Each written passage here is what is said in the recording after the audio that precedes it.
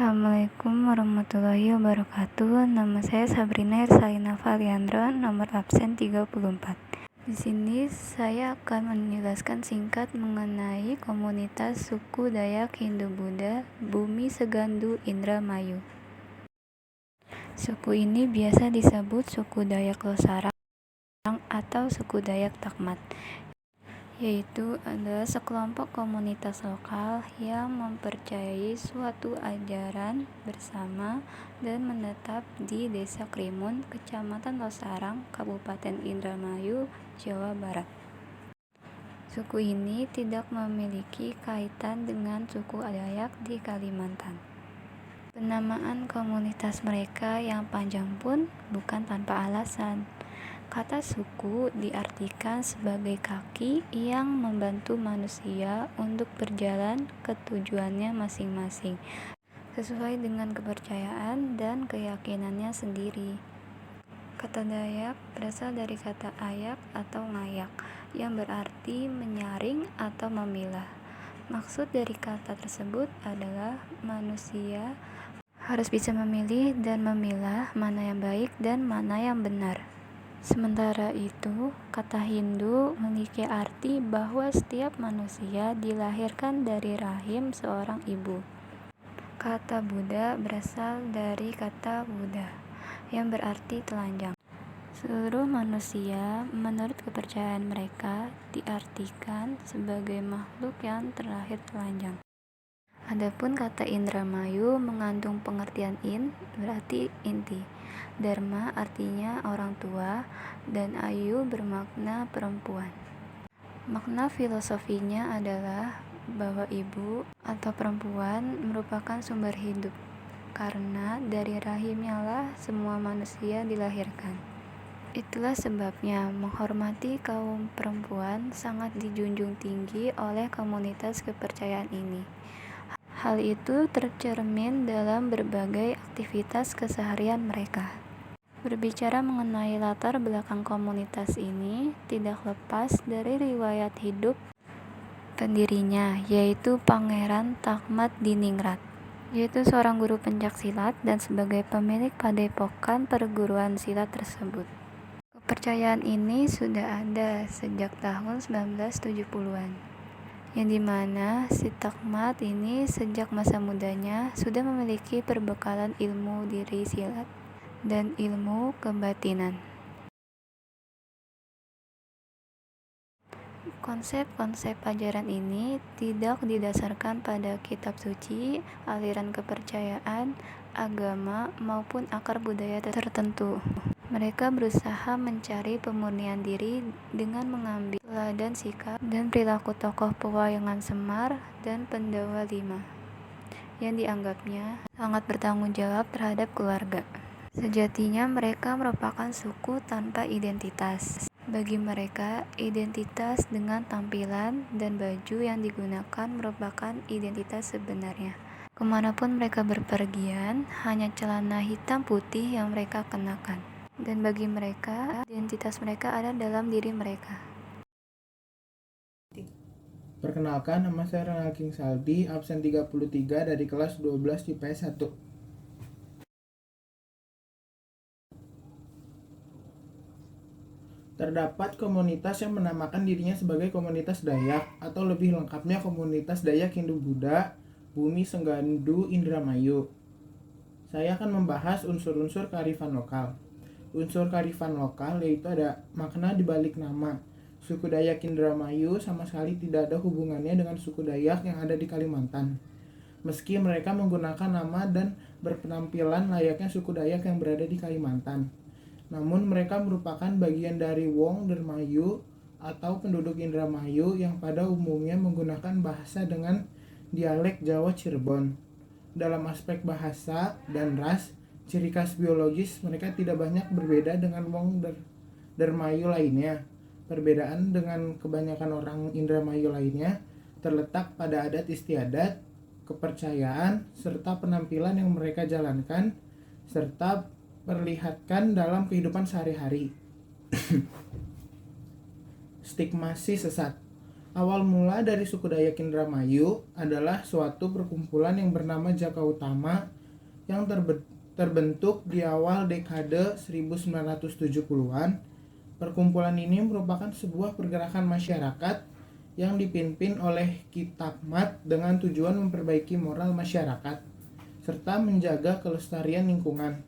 Selama memimpin pergerakan tersebut, Ki Takmat terus melakukan kontemplasi serta perkajian terhadap berbagai problema yang muncul dalam kehidupan masyarakat. Hal ini menyebabkan Ki Takmat dipandang sebagai seorang spiritualis baik oleh pengikutnya maupun masyarakat luas. Bahkan ada yang mencibirkan Ki Takmat sebagai dukun. Dan bentuk kearifan lokalnya, suku Dayak Indramayu juga menjalankan beberapa ritual-ritual yang menggambarkan kecintaannya mereka terhadap Tuhan dan alam. Ritual untuk menyembah sang penguasa alam dilakukan dengan dua cara, yang bisa disebut laku pepe dan laku kungkum. Laku pepe dilakukan dengan berjemur di bawah sinar matahari, sementara laku kungkum dilaksanakan dengan cara merendam tubuh di dalam air hingga sebatas leher. Ritual ini dilakukan dari pukul 24 hingga pukul 6. Ritual yang dijalankan oleh suku Dayak Hindu Buddha Bumi Senggadu dilakukan pada setiap malam Jumat Kliwon, bertempat di pendopo Nyi Ratu Kembar. Beberapa puluh orang laki-laki bertelanjang dada dan berselana hitam putih atau putih hitam duduk mengelilingi sebuah kolam kecil di dalam pendopo. Sementara itu, kaum perempuan duduk berselonjor di luar pendopo. Ritual ini dilakukan dengan melantunkan Kidung Alasturi dan pujian alam secara bersama-sama. Oke, kita lanjut ke pemberdayaan komunitas. Suku Dayak Hindu Buddha Bumi Senggadu Indramayu merupakan sebuah perguruan silat yang terletak di wilayah Kecamatan Losarang, Indramayu yang berdiri pada tahun 1970. Menurut Wardi, selaku anggota suku Dayak, Indramayu menceritakan jika awalnya Ki Takmat melakukan sebuah perenungan untuk meninggalkan hiruk-pikuk keduniawian dan fokus untuk memperdayakan ilmu silat dan bela diri sebagai pelindung bumi. Keunikan dari warga Indramayu dan pemberdayaannya adalah yang pertama adalah tidak memakan makanan hewan yang dari hewan. Mereka hanya hidup dengan makan sayur-sayuran hingga olahan kacang-kacangan seperti tahu dan tempe. Tak jarang mereka juga mengonsumsi sayur tanpa bumbu alias tanpa rasa atau hambar. Tujuannya adalah menghindari memakan makanan duniawi yang banyak mengandung bahan kimia. Dan pemberdayaan yang kedua adalah terdapat kepercayaan dari ajaran suku Dayak Indramayu, yakni memposisikan kaum perempuan pada posisi paling terhormat sekaligus sumber kehidupan. Selain itu, anak-anak di suku Dayak Indramayu juga ditempatkan pada posisi yang tinggi. Suku Dayak Indramayu juga memiliki ritual khusus untuk menjaga bumi, tempat tinggal dari hawa nafsu duniawi yang bisa merusak dari lawannya. Dari laman Wikipedia dijelaskan, jika ritual tersebut bernama kum-kum, atau dalam bahasa Indonesia bernama berendam di sungai. Assalamualaikum warahmatullahi wabarakatuh. Saya Wahyu Kurniawan dari kelas 12 IPS 1 ingin menjelaskan peran pemerintah dalam melaksanakan pemberdayaan di suku Dayak. Berdasarkan GBHN tahun 1978, aliran kepercayaan bukan agama. Oleh sebab itu, pembinaan aliran kepercayaan dilakukan agar mereka kembali ke agama induknya. Dalam pasal 29 Undang-Undang Dasar 1945 disebutkan, yang pertama, negara didasarkan pada ketuhanan yang Maha Esa. Yang kedua, negara menjamin kebebasan setiap warga negara untuk memilih agamanya dan beribadah menurut agamanya dan kepercayaannya itu. Kata kepercayaan dalam pasal 29 ayat 2 Undang-Undang Dasar 1945 itu telah memiliki multi interpretasi yang dampaknya tidak sederhana bagi aliran kepercayaan seperti Sabto, Dharma, paguyuban Sumarah, Sebut, dan Pangestu, yang merupakan aliran kepercayaan utama yang keberadaannya jauh sebelum kemerdekaan diproklamasikan. Pasal 29 yang memuat kata kepercayaan dianggap merupakan pengakuan terhadap negara aliran kepercayaan setaraf dengan agama-agama besar lainnya. Dengan pengertian seperti itu, mereka meminta dilayani dan diakui eksistensinya sebagaimana pemerintah melayani agama. Sebaliknya, bagi kelompok Islam Ortodok, aliran kepercayaan semacam itu dibina dan dikembalikan pada agama induknya.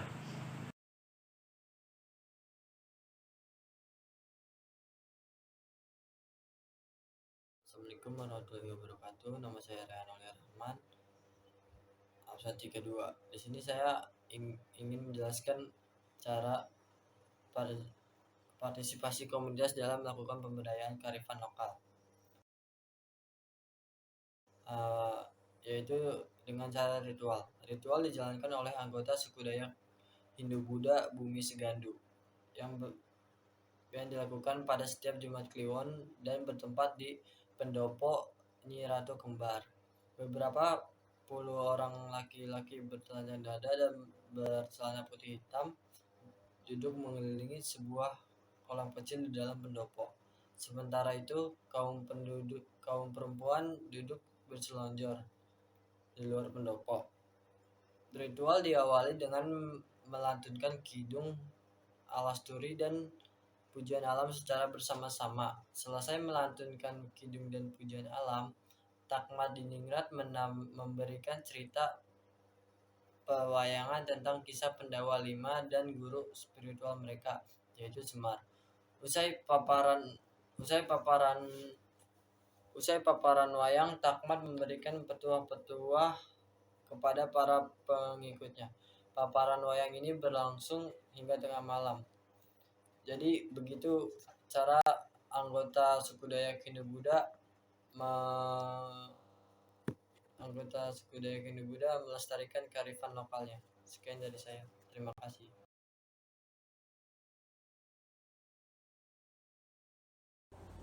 Assalamualaikum warahmatullahi wabarakatuh. Perkenalkan, nama saya Raisya Oli Fazilah. Saya akan menjelaskan tentang dampak yang ditimbulkan dari adanya pemberdayaan komunitas Dayak Hindu-Buddha Bumi Segandu Indramayu. Komunitas ini mempunyai ajaran yaitu proses menuju pemurnian diri. Tahap-tahapnya ada 4, yaitu wedi, sabar, ngaji rasa, dan memahami benar dan salah. Pada awalnya, setiap manusia wedi-wedian atau takut baik terhadap alam maupun lingkungan masyarakatnya. Oleh karena itu, manusia harus mengembangkan perasaan sabar dan sumerah diri, dalam artian berusaha selaras dengan alam tanpa merusak alam. Prinsipnya adalah jangan merusak alam apabila tidak ingin terkena murka alam. Setelah bersatu dan selaras dengan alam, mereka percaya kalau bisa mempunyai hidup yang tenang dan tentram, karena mereka mendapatkan lindungan dari pencipta alam. Mereka juga percaya bahwa manusia yang telah mencapai pemurnian diri, yaitu manusia yang telah memahami benar dan salah, dan juga manusia yang memiliki sikap jujur dan bertanggung jawab. Proses pemberdayaan komunitas ini berdampak kepada masyarakat, karena untuk membentuk karakteristik masyarakat atau sikap positif tersebut, dan juga untuk membentuk individu masyarakat menjadi mandiri secara berpikir, bertindak, dan mengendalikan apapun yang mereka lakukan.